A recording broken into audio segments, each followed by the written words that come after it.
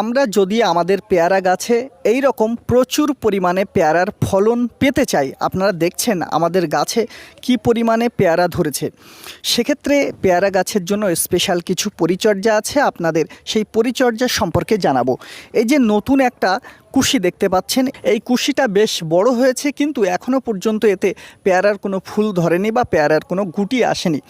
এখন আমাকে এই কুশিটা যেখান থেকে শুরু হয়েছে তার এপাশ ওপাশ মিলিয়ে মোটামুটি 6খানা পাতা বাদ দিয়ে যে দৈর্ঘ্যটা থাকবে, মানে এইভাবে 6টা পাতা বাদ দেওয়ার পরে আমি এই কুশিটাকে ভেঙে বাদ দিয়ে দেবো। যদি আপনি কোনো লোহার অস্ত্র ব্যবহার করেন সেক্ষেত্রে নির্বীজকরণ করতে হবে, আর যদি হাত দিয়ে ভাঙেন সেক্ষেত্রে নির্বীজকরণ করার কোনো প্রয়োজন নেই।